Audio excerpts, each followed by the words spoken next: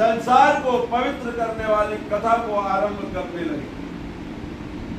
नारायण बोले, गोपनाथ पंकज पदम रासेश्वरा रसिका भ्रमण कुशा वृंदावने विहरतो भर्ज भंजो पुण्यं कथा भगवत श्रोणु नारदम।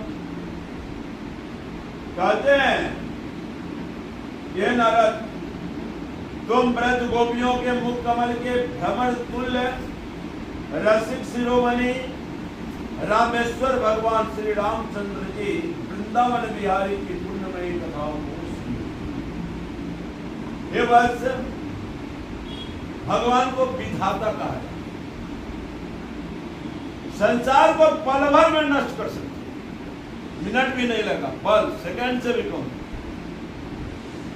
उतना में नष्ट कर सकते हैं। उनके कामों का वर्णन कोई नहीं कर सकता। इन संसार सार भगवान के अगम्य चरित्र को तुम जानते हो, तो भी तुम्हारे लिए मैं कहता हूं।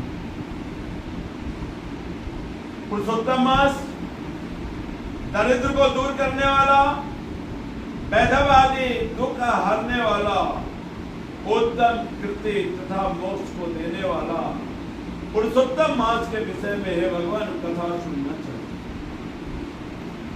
पहले तो पुरुषोत्तम देवता का परिचय देते हुए भगवान बोले कि वास्तव में पुरुषोत्तम नाम एक महीना है।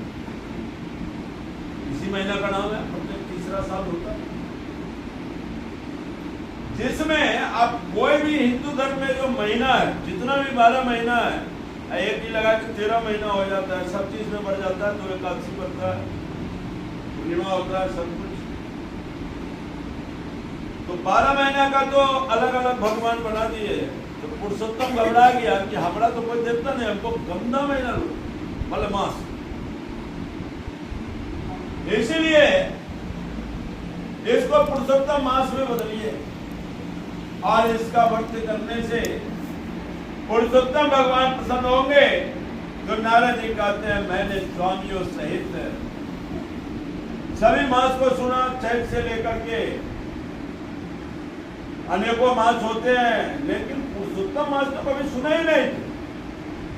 पुरुषोत्तम मास कौन सा मास है, इसका उत्पत्ति कहां से हुआ, पुरुषोत्तम मास का स्वरूप क्या है, क्या इनका पूजा का विधि विधान है, व्रत में क्या करना चाहिए, पुरुषोत्तम मास में स्नान कैसे करना चाहिए, दान क्या देना चाहिए, हे स्वामी ये सब मुझे बताइए।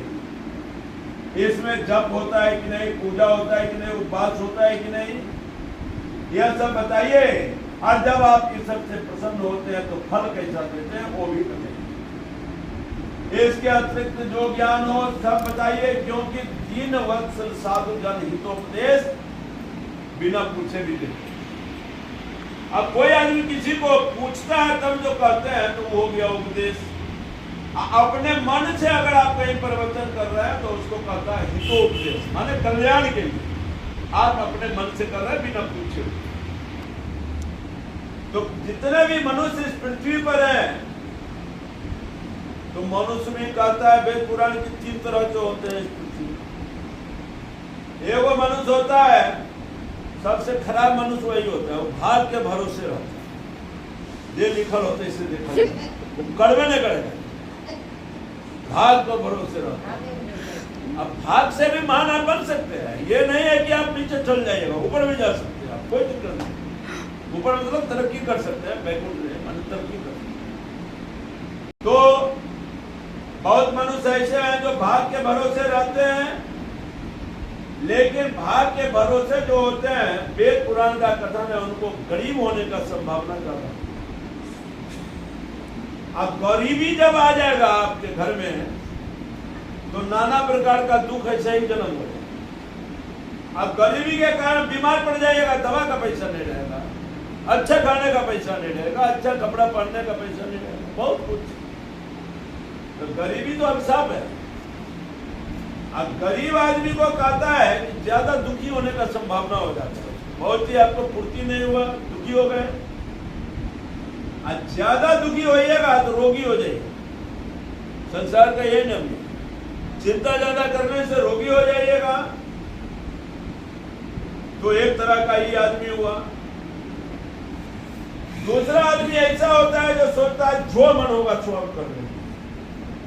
ऐसा भी आदमी धरती पर होता है। उसका सबसे बड़ा दिक्कत क्या होता है? जो घमंडी होता है। मूर्ख भी हो सकता है। दूसरा बात है कि भगवान के पूजा पाठ में उसको मन नहीं लगा, नास्तिक हो जाता है।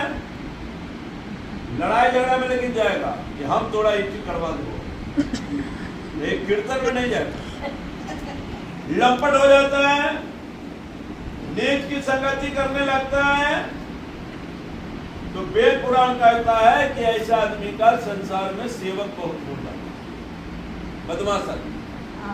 अब आपको किसी से जरूरत है तो उसको बुला के ले जाएगा कि हमारा एक काम करो, तो कहते हैं एक मध्यम वर्गीय हुआ, दूसरा आदमी हुआ। एक हम आप है जो गृहस्थ जीवन आते हुए कर्म सब चीज करते हुए भगवान में लीन हो, सबसे अच्छा जीवन इसी को कहा है। तो भगवान कहते हैं भगवान तो तीन तरह के लोग होते हैं, आचरण करने वाले, कर्म से छुटकारा पाने वाले और विद्या अर्जन करने वाले। तो संसार में क्या है कि मनुष्य योनि में आने पर यह तीनों तरह का बात जो होता है, राजसिक, सात्विक, यह गुण तो सब मनुष्य में होता है। इसलिए आप मेरे ऊपर कृपा करिए और मेरी प्रसन्नता के लिए सर्वज्ञ, सब तत्वों के ज्ञाता, आनंद देने वाला भाली भांति समझाकर पुरुषोत्तम मास के विषय में बताइए। सूर्य जी बोले नारद जी, संसार के हित करने वाले प्रश्न को सुनकर नारायण भगवान चंद्रमा के समान शांति देने वाले शब्द कहने लगे। अब नारायण भगवान छुट्टी के की कहा लगा से आंसर कल सुना। ये श्री बिरह नारद ये पुरुषोत्तम मास ने श्री नारायण नारद संवादे प्रसन्न विधि नाम द्वितीयोध्याय। प्रेम से बोलिए पुरुषोत्तम मास महात्म्य। श्री राम जय जय राम।